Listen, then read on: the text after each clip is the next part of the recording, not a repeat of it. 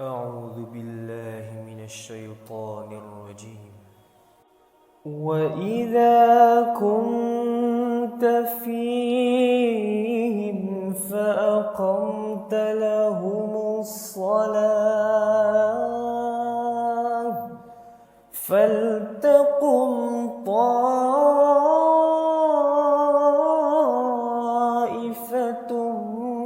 منهم معك.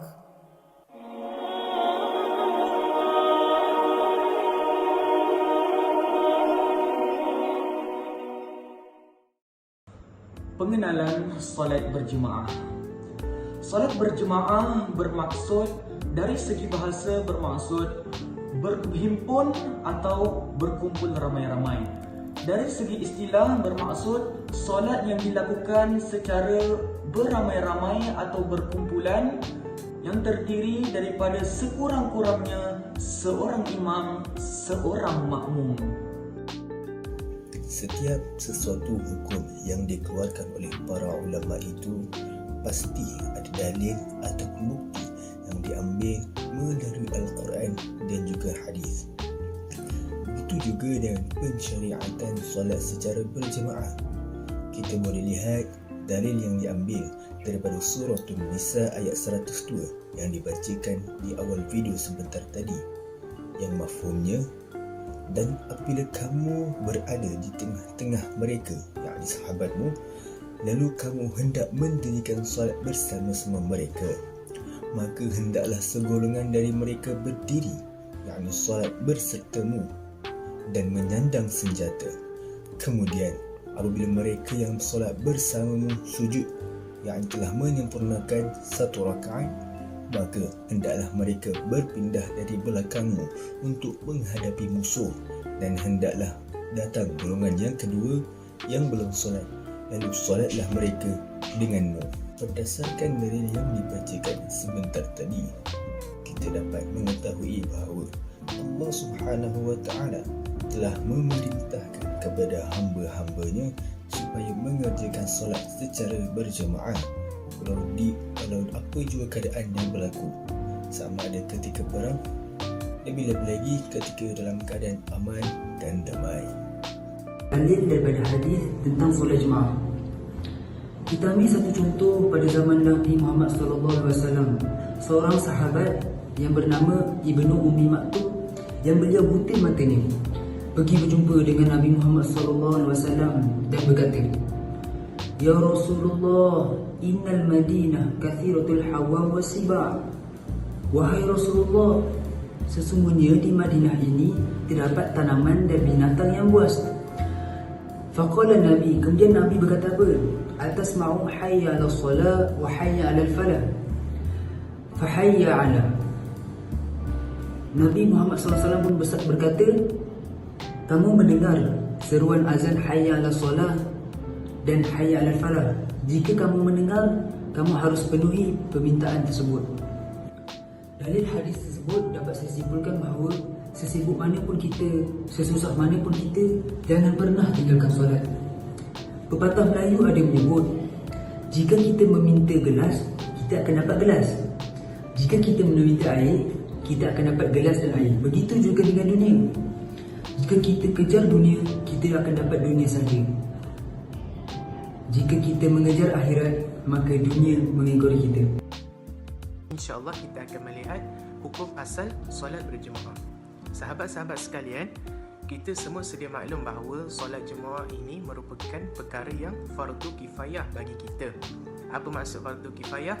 Fardu kifayah ini ialah sesuatu perkara yang diwajibkan ke atas sesetengah daripada keseluruhan. Seperti contoh, kita tinggal di sebuah kampung, kemudian ada orang tunaikan solat jemaah di dalam kampung tersebut. Tidak kisahlah berapa orang, asalkan solat jemaah, maka seluruh kampung itu tidak lagi menanggung dosa. Oleh itu, nampak betapa besarnya solat jemaah ini dalam syiar Islam. Kita lihat solat jemaah ini dititik beratkan ataupun amat dituntut selepas hijrahnya Rasulullah sallallahu alaihi wasallam ke Madinah. Kita lihat salah satu hadis daripada Rasulullah sallallahu alaihi wasallam berkaitan solat jemaah ini. Man wada ilal masjidi aw raha a'addallahu lahu fil jannah nuzulan kullama wadan aw raha. Barang siapa yang pergi dan balik dari masjid, sesungguhnya Allah Subhanahu wa taala menyediakan tempatnya di syurga setiap kali dia pergi dan balik. Jadi daripada hadis ni kita dapat faham bahawa fadilat solat jemaah itu sangat-sangatlah besar sehingga dijanjikan syurga oleh Allah Subhanahu wa taala. Jadi kita akan lihat hukum solat berjemaah dari pandangan Imam Asy-Syafi'i, iaitu imam mazhab kita. Imam Asy-Syafi'i berpendapat bahawa fardu kifayah hukumnya menunaikan solat jemaah, kerana solat jemaah ini menunjukkan syiar Islam di sesebuah kampung ataupun di sesebuah bandar. Kemudian Syekh Taha Al-Jabir ada menyatakan bahawa adab imam berbeza dalam perkara ini, iaitu ditulis dalam kitabnya Adab Al-Ikhtilaf fil Islam. Perbezaan pandangan dalam imam ini tidak menghalang mereka untuk tunaikan solat secara berjemaah bersama-sama. Kita boleh lihat imam empat mazhab seperti contoh Imam Abu Hanifah, Imam Syafi'i, Imam Ahmad bin Hanbal, mereka berbeza pendapat dalam perkara yang melibatkan fiqh, namun tidak menghalang mereka untuk tetap solat berjemaah bersama-sama. Kemudian kita boleh lihat yang kata Ibnu Qudamah, maka mereka yang berbeza pada perkara furuk seperti Imam Abu Hanifah, Imam Malik, Imam Syafi'i, solat di belakang mereka sah dan tidak makruh. Jadi kita solatlah di belakang mana-mana imam yang berbeza mazhab dengan kita. Contoh, kita pergi ke Masjidil Haram, mazhab mereka lain. Kita pergi ke negara Turki, mazhab mereka lain. Tapi tidak salah untuk kita mengikut mereka sebagai makmum dan mereka sebagai imam kita, tak ada masalah. Buktinya kita dah baca daripada pernyataan di atas, perbezaan pendapat atau mazhab tidak memberikan apa-apa kesan kepada solat jemaah kita, bahkan kita boleh tunaikan secara biasa. Imam Ahmad memberikan nas bahawa para sahabat dan para tabi'in juga terus menunaikan solat berjemaah sesama mereka walaupun terdapat perbezaan antara mereka dalam perkara furuk.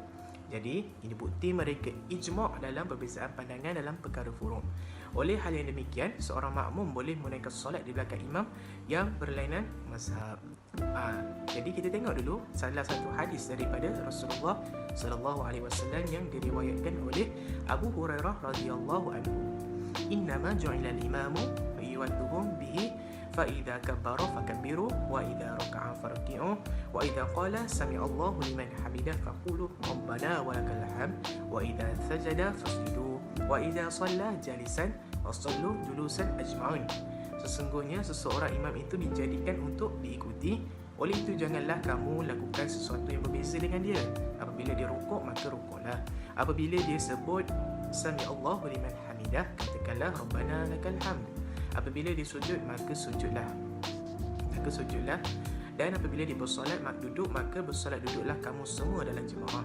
Jadi secara kesimpulannya kita faham hukum asas solat berjemaah ini semuanya boleh dilakukan walaupun berlakunya perbezaan mazhab dalam kalangan umat Islam. Seterusnya, solat jemaah semasa COVID-19. Kita semua sudah sedia maklum bahawa wabak penyakit yang dikenali sebagai COVID-19 ini telah menjangkiti ramai dalam kalangan rakyat di negara ini. Sehubungan dengan itu, kerajaan telah melaksanakan Perintah Kawalan Pergerakan PKP bagi mengekang penularan wabak yang berbahaya ini daripada terus menyerang manusia. Ibadat solat secara berjemaah di masjid juga tidak terkecuali dan turut menerima kesan akibat Perintah Kawalan Pergerakan yang diperkenalkan oleh pihak kerajaan dengan kerjasama Majlis Fatwa Kebangsaan yang telah merangka Standard Operation Procedure ataupun SOP bagi segala aktiviti keagamaan di masjid. SOP ini telah dirangka sebaik mungkin bagi mengekang penularan wabak COVID-19 di samping menunaikan hasrat umat Islam untuk terus menunaikan solat secara berjemaah di masjid. Oleh itu, telah timbul pelbagai persoalan dalam kalangan masyarakat berkenaan dengan perintah yang dikeluarkan oleh pihak kerajaan dalam mengatur SOP bagi segala ibadah yang dilakukan di masjid, seperti penjarakan individu dalam saf solat, tempoh waktu yang ditetapkan, jumlah jemaah yang mengikuti kapasiti masjid dan lain-lain lagi. Adakah ianya tidak berlawanan dengan hukum hakam di dalam Islam? Hukum pelaksanaan solat jemaah semasa COVID-19. Menurut Syekh Abdullah bin Ubayyah, iaitu Ketua Majlis Fatwa Syar'i Amiriyah Arab Bersatu UAE, telah mengeluarkan fatwa tentang keharusan meninggalkan solat Jumaat ataupun berjemaah ketika penularan COVID-19 dengan bersandarkan kewajipan mentaati pemimpin. Antaranya, fatwa yang dikeluarkan adalah yang pertama, wajib di sisi syarak bagi setiap pertubuhan dan kumpulan masyarakat untuk berpegang kepada ketetapan kesihatan oleh sesebuah kerajaan. Yang kedua, haram bagi sesiapa yang bergejala ataupun berpenyakit berada di tempat awam ataupun pergi ke masjid untuk beribadah. Yang ketiga pula, diberikan pengecualian bagi warga emas dan juga kanak-kanak yang menghidapi penyakit untuk tidak hadir ke masjid untuk beribadah. Yang keempat pula, sandaran syarak bagi fatwa yang telah dikeluarkan adalah berdasarkan kepada dalil-dalil daripada Al-Quran, hadis, ijma' dan juga qiyas.